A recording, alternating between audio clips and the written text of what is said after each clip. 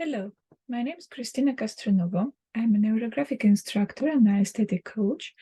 And today, within the framework of the partnership project called LadyLeader, I'm going to present you one NeuroGraphica model that is called the face of the moon. The face of the moon. It was created within the model about developing intuition. So this model is dedicated to exploring own inner force, to reflect about own competencies, talents, characteristics, various parts of you. And there is the moon, the face of the moon, as the moon is the symbol of feminineship. So decided to take this symbol. So please draw the big circle of the moon as you feel it. The moon is not of a perfect shape. It's totally fine if also your circle is not absolutely perfect. So here is the moon. Here is your face, your inner face. Fill in the moon with 4 craters that symbolize 4 parts of your competencies. The competence, according to the holistic approach, consists of 4 different parts, which are knowledge,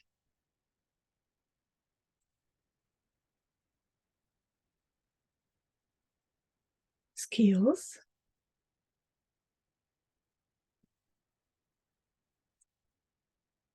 attitudes, behaviors. Sometimes only 3 of them are mentioned, these ones.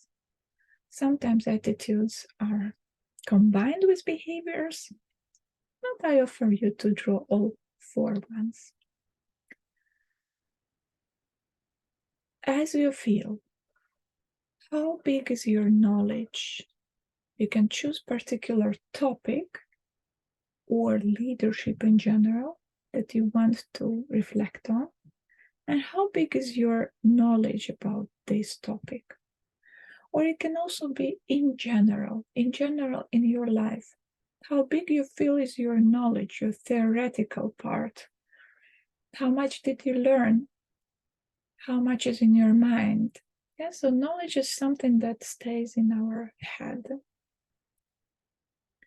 You can also write inside some particular moments, particular parts. What kind of knowledge is there? Yeah, so with some keywords. What is this knowledge? The second crater of skills, practical things that you are able to do, to make with your hands, with your body, with your voice, for example. Yeah, so maybe you can sing, or maybe you're good at communication, or maybe with making a deal and bargaining, or maybe writing poems, or writing articles, or whatever. Yeah, whatever you find are proper skills. So A, B, C, D, E. Well, in my case, of course, I make it universal with just A, B, C, D names, but in your case, please actually write down the keywords for each knowledge, skill, attitude, or behavior.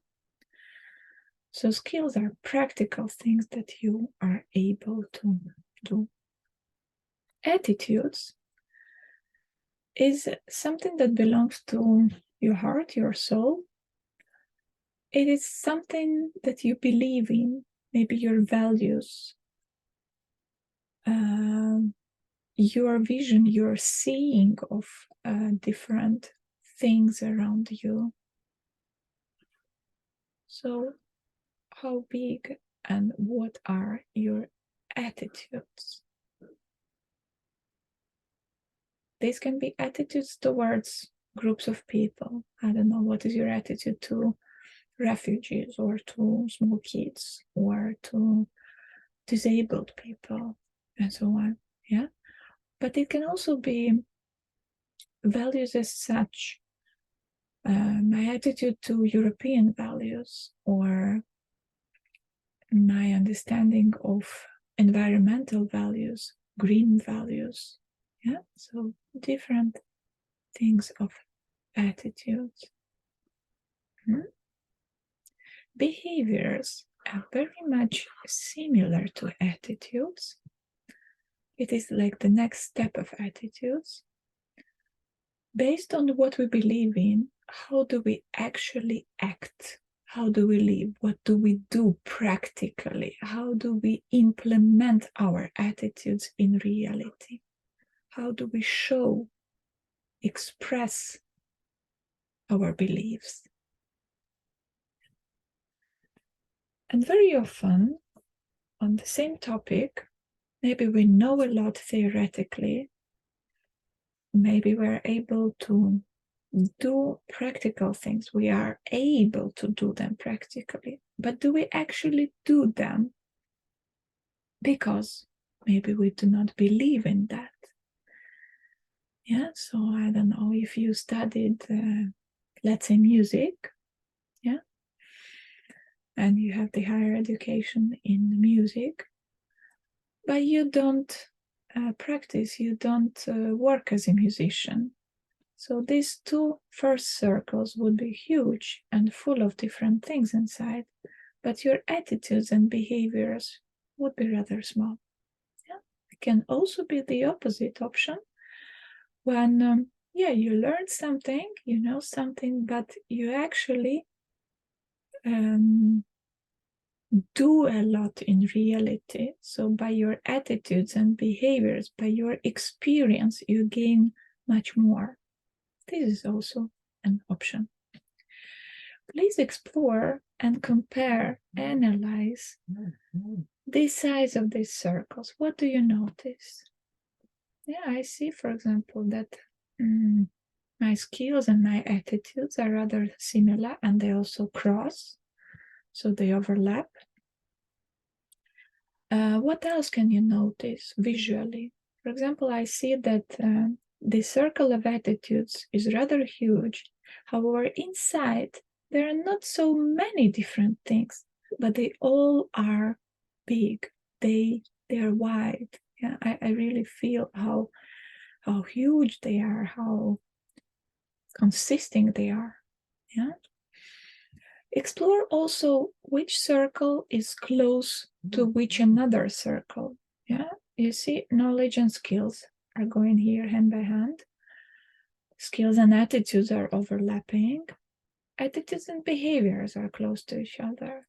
However, there is a rather distance, no, between knowledge and behaviors, knowledge and attitudes. This is interesting. What it is, why it is. Yeah, so try to reflect about these connections. Please add some lines without even looking. Add some neurolines. They can also go out from the moon, from the face of the moon, so that your moon is not just hanging, but is connected to the universe. And now when you have some lines inside, explore what happened, which elements are interconnected. The A from knowledge is connected to A and D from attitudes. What does it tell you? What is your insight about this? The B from behaviors is not connected to anything. The B from skills is connected to C and to A from attitudes, and so on. Yeah, so explore these general lines and interconnections. The second step that you should do, according to NeuroGraphica algorithm, is rounding. Explore also what do you start with, which element. Here, as you see, I'm starting with my knowledge.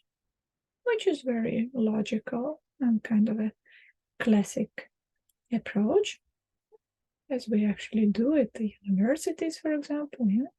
We study knowledge, so we are ready to start understanding, exploring ourselves, our competencies by knowledge.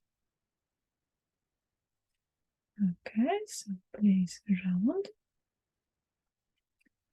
Avoid all the sharp corners and instead make them smooth, harmonized. Then you say go to behaviors. And while you're rounding, as usually, please pay attention to so-called 4 points of attention. Scan yourself by 4 different things, which are thoughts, what they think about, what are the topics, what are the formulations and quotations in your mind. I have quite a thinking process here. It's very normal, so notice it. Notice if it is rational, really connected to the topic. And if not, still be convinced that it is, but it is in a symbolic way. So whatever you pronounce, try to stick them to match to your topic. And so if you say something, let's say about the drawing itself, about the colors, about the lines, then repeat it again and say, but what does it mean in my topic, about my competences, about my learning, about my leadership, about my description and characteristics. What does this mean? Symbolically, metaphorically. Okay. The second element of attention is called emotions. How do you feel? Try to name the emotions.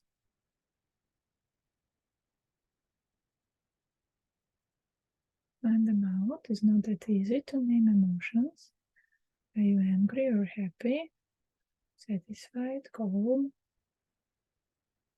irritated, curious, guilty?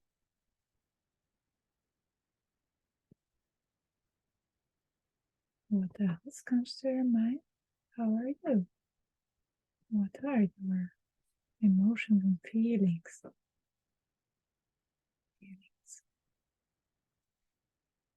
And the third point of attention is called body sensations.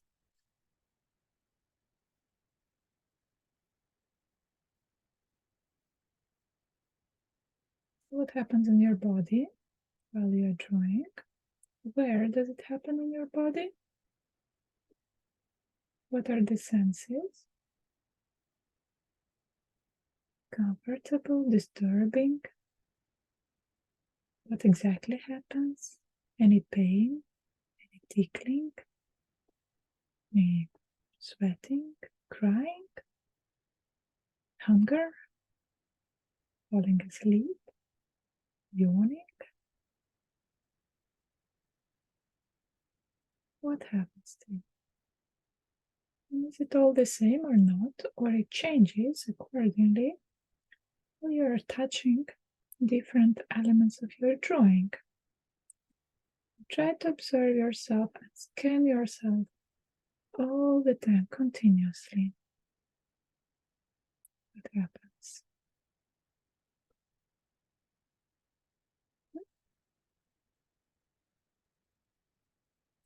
Allow it to be, in case you ask yourself about body sensations, but there are thoughts coming.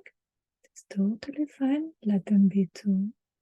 All 4 points of attention are equally important, and it's totally fine if Some of them are more present in particular topics or particular models than the others. So let it be, explore, and accept.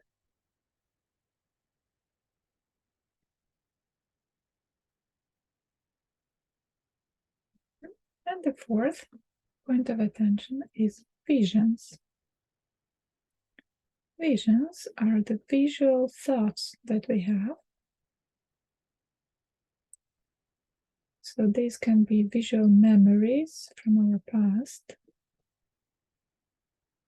And these can be visual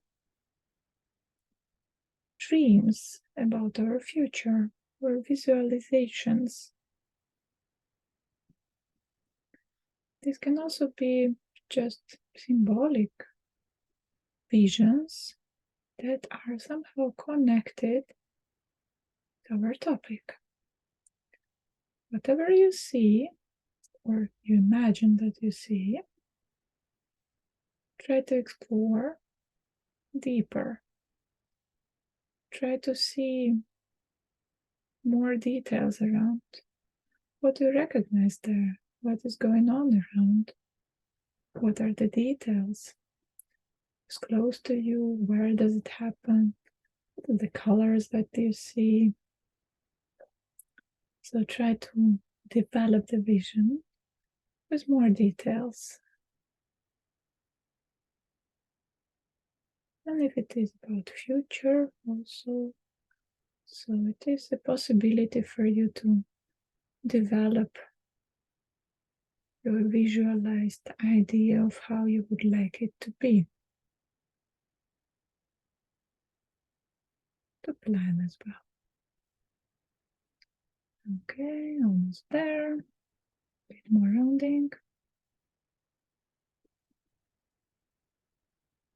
And a bit more of scanning yourself.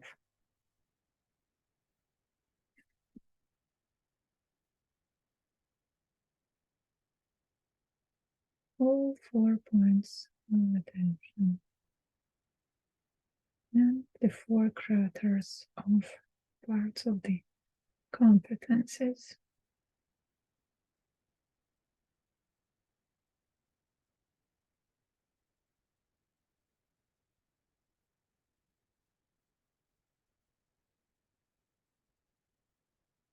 Almost ready.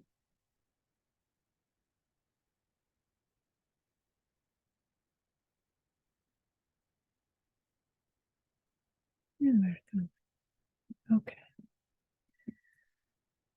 Just need some more lines somewhere so it is harmonized. Okay. Next, what do we do? Of course, we do the archetyping, the coloring part. It is important that with the same color we integrate several cells, at least 2 of them that stay close to each other. So not just coloring every single cell in a different color, but combining them.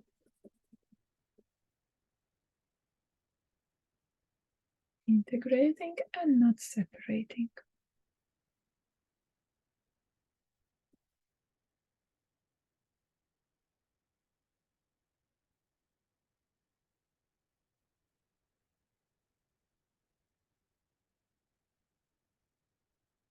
Ask yourself, what do these colors mean to you? Your attitude to them? What are the associations? Where do you use them? Again, not compulsory that you color each crater in a different color. It is freely up to you. Maybe you will color every small part of the competence of the knowledge or skill or attitude or behavior in a separate color. Maybe some craters will be of the same color. Maybe you will choose to color the waves, the lines like this, instead for circles. All up to you as you feel here and now.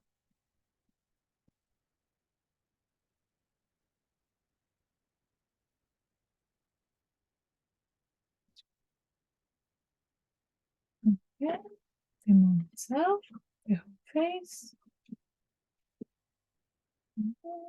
Maybe a little bit yellowish.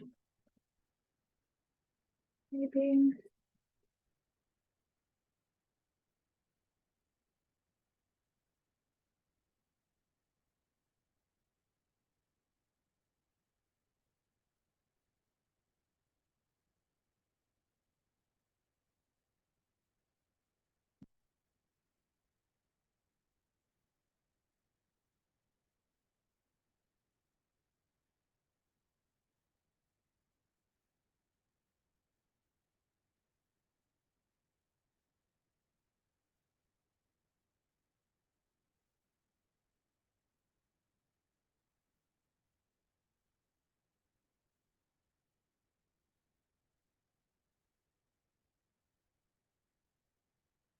Okay.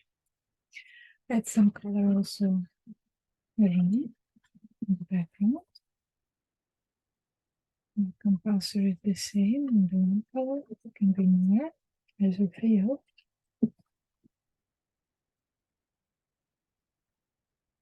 The lighter wish. Okay. One more thing, it is possible to reshape your reality or your desired reality. So, for example, if you notice that your knowledge is rather small and you would like it to be bigger, if you wish, of course, maybe you don't. So you can choose to reshape it and make it bigger. So any of your craters, you can decide to make smaller or bigger. You can add some things inside maybe, and you don't know what it is. Or you can make some circles closer to each other or more distant. It can be on a very sensual level, just visually to make it more harmonic. So, for example, just looking at my face of the moon, I would say that it is a little bit disbalanced here, and maybe I would like to make it bigger. But rationally thinking, probably I would prefer not to have that huge knowledge, just theoretic knowledge, but instead maybe more behaviors and maybe more diverse skills. So I would add some more skills that I don't know what it is. Or maybe you know what particular skills you would like to add. I don't know, the languages maybe, ability to speak different languages, or some life skills.